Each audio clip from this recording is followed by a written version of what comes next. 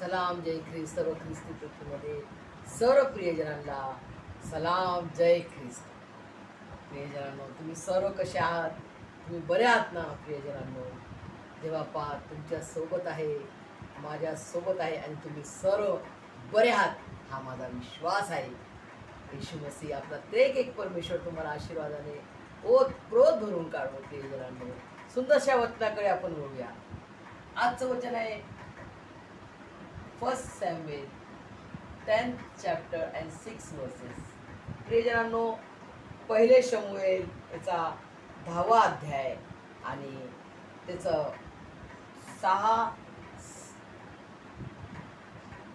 6वं वचन आहे. हा सुंदरचं वचन आहे बघा प्रियजनांनो. इतकं सुंदर वचन आहे की तुम्ही वाचाल तर तुम्ही म्हणाल अरे मी पूर्ण वाचायला पाहिजे करून. इतकं सुंदर वचन आहे बघा. तेव्हा परमेश्वराचा आत्मा तुझवर जोराने येईल व तूही त्यांच्या बरोबर भाषण करू लागशील व तुझ्यात बदल होऊन तू निराळा मनुष्य होशील. आमेन. इस्रायल लोक जो अब्राहम होता, मूळ पुरुष कोण आहे? मूळ पुरुष अब्राहम. अब्राहमाला परमेश्वराने निवडले आणि अब्राहम लहानपणापासून लहान होता जेव्हा अब्राहम, आणि त्याचे जे वडील होते ते प्रियजनांनो मूर्ती बनवणारे होते, कारागीर होते. ते मूर्ती बनवायचे. म्हणजे तुम्ही विचार करू शकता की अब्राहम कोणत्या याच्यातून आलेला आहे. प्रियजनांनो, मूर्तीपूजक होता. त्याच्या घरामध्ये मूर्त्या बनवायचे, त्याचे वडील मूर्ती बनवायचे. अशा घरात तो जन्मला आणि वाढ झाली. आणि त्या वेळेस तो म्हणायचा, अरे माझा बाप या मूर्त्यांना बनवतो, तर हा देव कसा? तर देव कोण आहे? मला शोधलं पाहिजे. कोण देव आहे? कोण देव आहे ज्याने मला बनवलं, ज्याने सर्व जगाला बनवलं? ते कोण आहे? त्याची मला ओळख पाहिजे. असा तो लहानपणी विचार करायचा. प्रियजनांनो, हे बायबलमध्ये लिहिलेलं आहे, पण त्याचं जे लिटरेचर आहे त्याच्यामध्ये आपण वाचू शकतो प्रियजनांनो की अब्राहम कसा होता, कसं त्याचं बालपण होतं आणि त्याच्या घरामध्ये काय करायचे त्याचे वडील. प्रियजनांनो, ते मूर्ती बनवायचे आणि मूर्ती विकायची. प्रियजनांनो, आणि अशा वेळेस एक दिवस अब्राहमाला त्याच्या वडिलांनी लहानपणी सांगितलं की तू या मूर्त्यांचं जरा हे कर, ध्यान दे. तो ते दुसऱ्या कामात गेले. तर अब्राहमाने काय केले, सर्व मूर्ती, मोठी जी मूर्ती होती त्या मूर्तीने सर्व लहान मूर्तीला तोडून टाकले. असं हातामध्ये तलवार घेऊन सगळे तोडून टाकले. तो म्हणाला, अरे बघा, मोठी मूर्तीने सगळे छोट्या मूर्त्या तोडून टाकल्या. कोण देव आहे? खरा देव कोण आहे? काय आम्ही आपल्या जो देव आहे, ज्याने मला बनवलं, त्याला आपण बनवू शकतो का? बघा, लहान असताना अब्राहमाच्या मनात, आत्म्यात, हृदयात त्याच्या कसे विचार चालू होते. आणि हे हृदयांतकरण स्वर्गीय परमेश्वराने ऐकले. स्वर्गीय पिता परमेश्वर यहोवाने ऐकले. आणि जेव्हा तो मोठा झाला, अब्राहम किती वयाचा झाला प्रियजनांनो? 75 एज मध्ये त्याला परमेश्वराने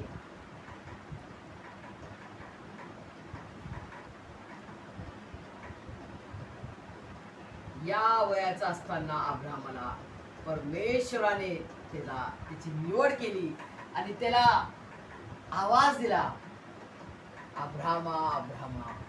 आणि अब्राहम म्हणतो, हो प्रभू, मी बोलत आहे, मी तुझा दास बोलत आहे. तेव्हा परमेश्वर म्हणतो की तुझ्या वडिलांचा घर सोडून ज्या देशात मी तुला सांगेन त्या देशात तुला जायचं आहे. ते देश म्हणजे कनान देश, जो की दुधाचा आणि मधाचा देश आहे. दुधाचा आणि मधाचा देश आहे. दूध प्रत्येकाला आवडते प्रियजनांना दूध, सगळ्यांना आवडते. असं कोणताच म्हणजे खूप कमी जण असतील ज्यांना दूध आवडत नाही, पण सर्वांना, मेजॉरिटी आहे, सर्वांना दूध आवडते. आणि मध, हनी हनी शहद सर्वांना आवडते प्रियजनांनो. असा तो दुधाचा आणि मधाचा देशात तुला मी नेणार असं वचन दिलं अब्रामाला परमेश्वराने. आणि अब्रामाने जे काय होतं त्याचं आपल्या वडिलांकडे, आपली बायको, लेकरं तर नव्हते त्याला कोणी, आपला एलियाजर जो दास होता त्याचा, एलियाजर तो खूप इमानदार दास होता तो, आणि सर्व गुरुढोरं जे काय वडिलांनी त्याला दिले संपत्ती, ॲज अ संपत्ती शेअर म्हणून, ते सर्व तो घेऊन निघाला. आणि त्याचा जो भाचा होता लोट, त्याला पण त्याने सोबत घेतले, कारण त्याच्यावर त्याचं प्रेम होतं. आणि तो अब्रामाशी खूप खूप प्रेम करायचा प्रियजनांनो. अशा वेळेस सगळे निघाले आणि जो देश त्यांना सांगितला अब्रामाला परमेश्वराने, त्या देशाला निघाले. काय झालं, थोडं वादविवाद झाला. तरी अब्रामाने काय म्हटले लोटला, बाबा तू उजवीकडे जाशील, तुला जर उजवा रस्ता पसंत आहे तर मी डावीकडे जाईन, आणि डावीकडचा जर तुला रस्ता पसंत आहे तर मी उजवीकडे जाईन. अशा रीतीनं बघा अब्राम कसा व्यक्ती आहे. अब्रामाला परमेश्वराने कसं निवडलं. त्यांनी भांडणं केले का, जे त्याचे दास झगडत होते शेतासाठी, आणि दोघांचे ते दास लढत होते आपसात, त्यांची लढाई त्यांनी दूर केली. तो गेला उजवीकडे आणि तो गेला डावीकडे. अशा रीतीनं त्यांनी समेट केला आहे ना, याला म्हणतात समेट केला. आणि मग अब्रामापासून इसाक, आणि इसाकापासून याकोब, एसाव आणि याकोब. एसावाने आईवडिलांचं ऐकलं नाही, त्याला आशीर्वाद नाही मिळाला, आणि त्यांनी ज्येष्ठत्व सुद्धा गमवले प्रियजनांनो. आणि याकोबाने आशीर्वाद मिळवला, झगडून आशीर्वाद घेतला प्रियजनांनो. कशा अद्भुत रीतीने त्यांनी आशीर्वाद घेतलेला आहे की त्यांनी आईची आज्ञा पालन केली. आईने म्हटलं तू हे कर, आणि तो आशीर्वाद मिळव. एसावाला नाही मिळाले काय आशीर्वाद प्रियजनांनो, आणि याकोबाला भरपूर आशीर्वाद मिळाले. आणि याकोबाचं नाव परात्पर परमेश्वराने इस्रायल म्हणून दिले. आणि आज आपल्या जगात इस्रायल हा देश आहे. देवाचे लेकरं, निवडलेले लेकरं, अशा रीतीने परमेश्वराने त्यांची निवड केली. प्रियजनांनो, आता तुम्ही म्हणसाल की परमेश्वराने त्यांनाच का निवडलं, कारण परात्पर परमेश्वराला दाखवायचं होतं की त्याची प्रीती कशी आहे. एका देशाला निवडून, एका मनुष्याला निवडून त्यांनी एवढा मोठा राष्ट्र निर्माण केला, आणि त्या राष्ट्राद्वारे सर्व राष्ट्रांना आशीर्वाद त्याने दिलेला आहे. प्रियजनांनो, जे वचन त्याने दिलेलं आहे की अब्रामाला की तुझ्याद्वारे राष्ट्रांना आशीर्वाद मिळेल, आणि तसा आज तो अनुभव आम्ही घेत आहोत. प्रियजनांनो, इस्रायल देशामध्ये परमेश्वराने त्याचा एकुलता एक प्रिय पुत्र प्रभू येशू ख्रिस्ताला यरुशलेम जो शहर आहे, यरुशलेम देवाची नगरी म्हटलेलं आहे, त्या नगरामध्ये बेथलेमात त्यांनी जन्म घेतला. महान अशा पवित्र आत्म्याच्या द्वारे, कुमारिका मरियेच्या द्वारे. प्रियजनांनो, सर्व मी का सांगते, परमेश्वर कशा रीतीनं बरोबर स्टेप बाय स्टेप प्रत्येक लेकराचा बरोबर अब्राम जो मूळ पुरुष, तिथून सगळे इस्रायल आणि सर्व इस्रायलाचे 12 वंश म्हणजे 12 लेकरं त्याचे. याकोबाला 12 मुलं झाले, आणि ते 12 लेकरांचे 12 राष्ट्र, 12 वंश, 12 राष्ट्र झालेले. प्रियजनांनो, सगळे पांगले ना, सगळे पांगापांग झालेले. आणि त्यामध्ये आपण परराष्ट्रीय आलो. आपण जे भारतीय आहोत, भारत देश, आपण परराष्ट्रीय आहोत. परंतु तुम्हाला मला परमेश्वराने असं नाही म्हटलं की तुला मी टाकून देतो, हा देश माझा नाही आहे, या देशात मूर्तीपूजा होते, या देशात माझी सुवार्थ झाला नाही. नाही. स्वर्गीय परमेश्वर पिताने आपल्याला विसरला नाही, तो आपली त्यांनी काळजी घेतली आणि परमेश्वराच्या संगती जो ज्यांनी कार्य केले, प्रेषित थोमाला आपल्या देशात पाठवले आणि त्याच्याद्वारे परमेश्वराची सुवार्ता, सुसमाचार, प्रीतीचा प्रकाश आपल्या देशात आलेला आहे प्रियजनांनो. आणि हे आज सुंदर वचन आहे बघा. शमूएल जो संदेष्टा होता, हा शमूएल संदेष्टा प्रियजनांनो कोण होता? हा शमूएल संदेष्टा, हा शमूएल कोण होता? हन्नाबाईचा मुलगा आहे ना, हन्नाबाईनं काय केले प्रियजनांनो? हन्नाबाई वांज होती, वांज स्त्री असतं म्हणजे तिला लेकरू बाळ नाही, तिला सगळे लोक तुच्छ नजरेने पाहतील, तिला बोलतील, तिला रागवतील की तू वांज आहेस, तुला लेकरू नाहीये, तू निघून जा, इकडून जा, तिकडून जा. तिला हाडधीड चिडचिड करतील, तिला जवळ घेणार नाही, तिच्याशी बोलणार नाही, तिची खूप इन्सल्ट करतील. अशा वेळेस हन्ना परेशान झाली आणि ती देवाचा विश्वासू लेकरू होतं. ती कुठे गेली प्रियजन? कोणत्या मनुष्याकडे गेली नाही, तिच्या नवऱ्याकडे रडली नाही, ती परमेश्वराच्या मंदिरात गेली आणि ती रडली. किती रडली? परमेश्वराच्या पवित्र आत्म्याच्या द्वारे ती भरून ती ना परमेश्वराला विनंती केली, परमेश्वरा मला आता बस झालं, मला आता बाळ दे, मुलगा दे, आणि मला मुलगा देशील तर मी त्याला तुझ्या मंदिरात समर्पण करणार, त्या मुलाला तुझ्या सेवेसाठी मी समर्पण करणार. प्रियजनांनो, किती महान असं परमेश्वराचे कार्य आहे. हा शमूएल जो संदेष्टा होता, हा शमूएल संदेष्टा याच्याद्वारे किती मोठं कार्य बघा. हा शमूएल संदेष्टा मोठा होऊन काय केलं त्यांनी? तो देवबापाचा महान असा संदेष्टा झाला आणि त्याला काय कामगिरी दिली बघा. त्याला कामगिरी दिली. जे इस्रायल राष्ट्र आहे ते लोक कुरकुर करत होते मोशे संदेष्टाकडे.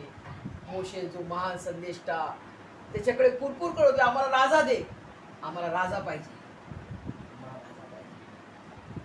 परमेश्वराने शाऊलची निवड केली. शाऊल उंच, देखना, सुंदर मनुष्य होता आणि तो बन्यामीन वंशाचा होता, पण तो गरीब होता, म्हणजे इतका श्रीमंत धनाढ्य नव्हता. आणि त्याचे वडील त्याला बोलले की तू गाढवाला शोधायला तुझा. आणि त्यावेळेस तो गाढव शोधायला गेला आणि शाऊला बरोबर त्याचा दासही होता, त्याचा चाकर पण होता. तर दोघं शोधत होते.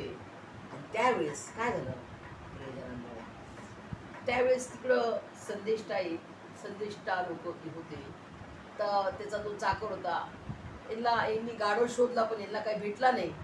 तर त्यांनी काय म्हटलं, चला आपण मग हे संदेष्टे काय बोलतात त्यांच्याकडे इथं थोडा वेळ थांबून घेऊ आपण. तर ते थांबले आणि तिथंच काय झालं प्रियजनांनो, सुंदरसं बघा, सुंदरसं वचन आहे प्रियजनांनो. तुम्ही वाचाल ना, तुम्हाला असं वाटेल की देवा किती सुंदर तुझं वचन आहे, किती सुंदर मार्गदर्शन केलं बघा. तेव्हा परमेश्वराचा आत्मा तुझवर जोराने येईल व तूही त्यांच्या बरोबर भाषण करू लागशील व तुझ्यात बदल होऊन तू निराळा मनुष्य होशील.